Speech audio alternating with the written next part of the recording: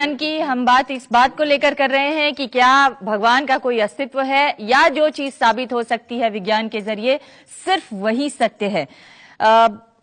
अमिताभ, इस वक्त दुनिया में कोई 750 मिलियन ऐसे लोग हैं जो अपने आप को घोषित रूप से नास्तिक कहते हैं और जिनको विश्वास है कि जो साइंस कर रहा है सिर्फ वही सत्य है, भगवान नाम की कोई चीज नहीं है। जो सत्य है वो डेमोक्रेटिक इंस्टीट्यूशन नहीं है कि मतलब के 99% लोग किसी बात को मानते हैं इसलिए वो सत्य है। सत्य भले 1% हो, वो सत्य ही रहेगा। दूसरी बात यह है कि दुनिया के जिन देशों में बात करो, जिन देशों में आप देखेंगे कि ज्यादा खुशहाली है, जहां सोशल सिक्योरिटी अच्छी है, सरकारें लोगों का ध्यान रखती हैं, लोगों की भागीदारी रखती है, लोगों का पूरी बात करती हैं, तो आप देखेंगे कि दुनिया का एक बहुत बड़ा हिस्सा है, यूरोप के कई सारे मुल्क हैं जहां पे आप पता चलेगा कि 80% लोग नास्तिक हैं। वो खुशहाल देश हैं। और जो देश जितने ज्यादा धार्मिक है, इतने कट्टर धार्मिक, उतनी बदहाली में रह रहे हैं। दूसरी बात यह है कि विज्ञान की दुकान की बात चली थी, विज्ञान की दुकान के बदौलत ही हम गुफाओं से निकल के आज यहां पहुंच पाए। धार्मिक दुकान है तो इंसानों को बर्बाद करके रख दिया पूरी दुनिया में। एक ईश्वर की आप बात करते हैं, वो ईश्वर कैसा ईश्वर है? ये थानेदार की तरह है, उसके अंदर हाथ जोड़े, गिड़गिड़ाए, रोज उसकी तारीफ करें, 4 दिन नहीं तारीफ करें तो नाराज हो जाएगा, हमारा सत्यानाश कर देगा। ऐसा कैसा ईश्वर है ये कि जिसको रिश्वत चाहिए, जिसको हमारा भला करने की रिश्वत चाहिए, प्रसाद चढ़ाना है, पूजा करनी, अपने बाल कटवा देने, किसी को अपने हाथ कटवा देने, किसी को खतना करवा लेना, कैसा ईश्वर है उसको खुश करने के लिए? तो ये जो बेचारे मिट्टी के जिनको हमने बनाया, क्या कहते हैं, मिट्टी से बनाया है इनको, और ये मिट्टी से बनाया, एक बनाया था उसने, कहते हैं कि एक शैतान को बनाया था जिसको आग से बनाया था, उसने सारी दुनिया, कहते हैं कि सारी दुनिया को बिगाड़ दिया।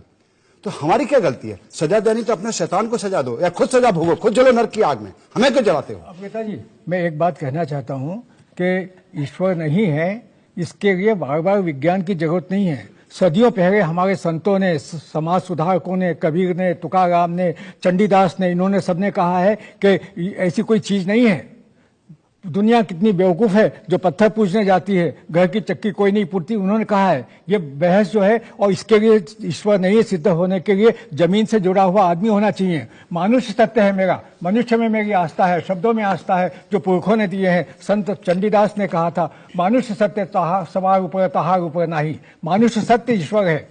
भाषा शब्द की प्रतिबद्धता वो है, शब्दों में, कठिन शब्दों में और चीजों को गड़बड़ करके लोगों को मूर्ख बनाना और भ्रमित करना, ये सत्य नहीं है। वो न धार्मिक भाषा है न मजहबी भाषा है। सत्य जो है वो आत्मा का सत्य होता है, आदमी का, हर आदमी का निजी सत्य होता है। विवेकानंद ने कहा था। बड़े बड़े संतों को पीछे पटक के जो इंसानी कमजोरियां हैं वो उसको विवश करती हैं भगवान को मानने के लिए। हम सिर्फ इसको इस नजर से नहीं देख सकते कि आज क्या हो रहा है, हमें थोड़ा सा हिस्ट्री में पीछे चलना पड़ेगा। जब इंसान ने सवाल पूछने शुरू किए तो बहुत सारे सवाल ऐसे पूछे जिनका जवाब उसके पास नहीं था।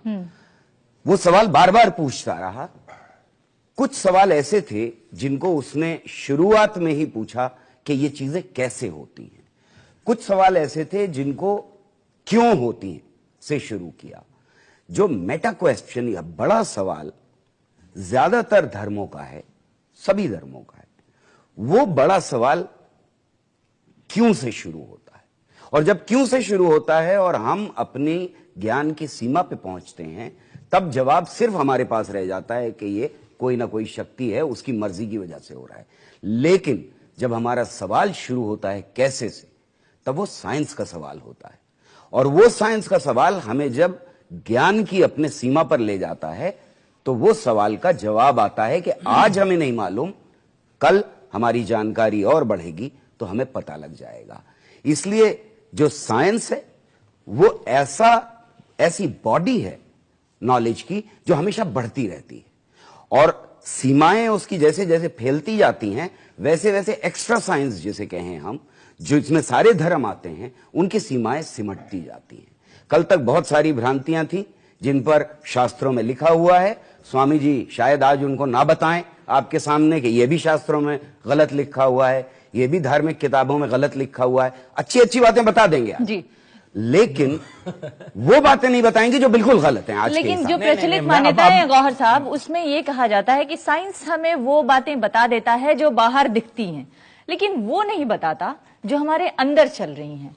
हमारे अंदर चलने वाली ही बातें सारी साइंस ने पिछली 2 सदियों में बताई। मुझे भी तो बोलने का हमारा अभी कल ही मैं पढ़ रहा था, दिमाग कैसे काम करता है। बहुत ही जल्दी एक छोटी सी चिप यहाँ लगा दी जाएगी, मैं आपके मन की बात जान पाऊंगा, हम दोनों की चिप लग जाएगी। ये क्या सोच रहे हैं, मैं तो जिसको हम बोलते हैं अंतर मन की बात है जानना, ये विज्ञान संभव कर देगा 2-4 साल में। साइंस का ये सवाल ही नहीं है कि ईश्वर है या नहीं। इसलिए अगर साइंटिस्ट हो सकता है कि कोई मानता हो ईश्वर को, लेकिन साइंस ईश्वर को मानेगी ये सवाल ही पैदा नहीं होता, क्योंकि साइंस का सवाल ही नहीं है। देखिए न्यूटन, देखिए ऐसा है। फर्क क्या है? फर्क क्या है? एक कवि के बारे में मैं पढ़ रही थी, पीवी शैली, जो अंग्रेजी के बहुत मशहूर कवि हैं, उनको ऑक्सफोर्ड से निकाल दिया गया था सिर्फ नास्तिक होने की वजह से।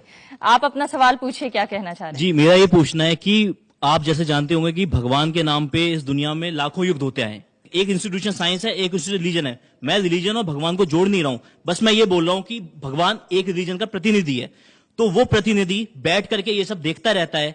साइंस के नाम पे आज तक आप मुझे एक युग बता दीजिए जो साइंस में आपस में साइंटिस्ट ने स्टार्ट किया हो। रिलीजन के जो गुरु हैं, जो भगवान है, उनकी वजह से आज दुनिया को इतना नुकसान उठाना पड़ रहा है। चारों तरफ इतने ज्यादा हमारे आतंकवादी हमले हो रहे हैं। अभी रिसेंटली हैदराबाद में बम ब्लास्ट हुआ है। ये सब क्या है? ये सब हमारे को धर्म का देन है। और धर्म किसके लिए? ईश्वर के लिए। उस ईश्वर के लिए ये सब हो रहा है, और वो आंखें बंद करके वहां सत्ता में बैठा हुआ देख रहा है कि 6000 साल बाद कलयुग खत्म होगा, फिर वो सजा देगा। और आज यहां लोग मर रहे हैं, उनको बचाने कौन आएगा? जी, इस बहस का कोई अंत नहीं है, और जितनी सुक्तियां और ज्ञान और पांडित्य का प्रदर्शन है वो मनुष्य के सहज विवेक, सामान्य चेतना और साधारण आदमी की सोच समझ से बाहर है। मेरा फिर अंतिम रूप से ये कहना है कि मनुष्य ने अपनी सुरक्षा के वास्ते, अपने सरोकारों के वास्ते जिस तरह से बीजू का खेत में बना देते हैं, जिस तरह से पत्थर का गांव के अंदर एक गांव का देवता बना देते हैं कि गांव की सुरक्षा बनी रहेगी। काटी गांव जैसे गांव में जहां लोग घास खाते थे, वहां भी एक देवता बना हुआ था। ईश्वर का निर्माण किया है और सदियों से उसको बड़ा बना दिया। देखिए ऐसा है कि अगर हम बायस्ड स्टडी करना चाहें, आंखें बंद करके करना चाहें, तो फिर हमें धर्म के अंदर कुछ भी बुरा दिखाई नहीं देगा, जैसे ज्यादातर लाखों करोड़ों लोगों को नहीं दिखाई देता है। लेकिन हर धर्म के अंदर नफरत, घृणा उतनी ही मौजूद है, वरना मैं अपना धर्म मानूंगा ही नहीं। मैं अपने धर्म को बेहतर समझता हूं दूसरे से, तभी मैं अपना धर्म मानता हूं। दूसरी बात यह है कि धर्म के अंदर हमेशा का सच मौजूद होता है, जो सड़ा गला बदबूदार हो जाता है टाइम के पास होने की वजह से। आप बात कर रहे हैं बेहद पुरानी किताबों की। आप जहर खाना चाहते हैं तो क्या फर्क पड़ता है कि आप किस धर्म का जहर खाना चाहते हैं? जिसका बिग बैंग थ्योरी जो ये मानते हैं, उससे कोई फर्क नहीं पड़ता। नहीं, एक मिनट आप बात यह है कि सारे धर्मों के अंदर नफरत मौजूद है। सारे धर्म मोहब्बत की भी बात करते हैं। जब चाहें तो आप बड़ी नहीं बड़ी जंग शुरू करें। दुनिया वजूद में आई, दुनिया वजूद में बिग बैंग थ्योरी से आई। और हर धर्म और बोलने दिया जाए ना। और हर धर्म के, मेरी बात सुन लीजिए, उसके बाद जरूर अच्छा, बोलिएगा। हर धर्म के अंदर है ये स्वामी बालेंदु साहब। हर धर्म के कपड़े बहुत धार्मिक शख्स थे और वृंदावन में धर्म की शिक्षा दीक्षा दिया करते थे, लेकिन अपने अनुभवों से इन्होंने सीखा कि धर्म में वो सारी चीजें नहीं हैं जो हमें आगे ले जाए, और वो नास्तिक हो गए।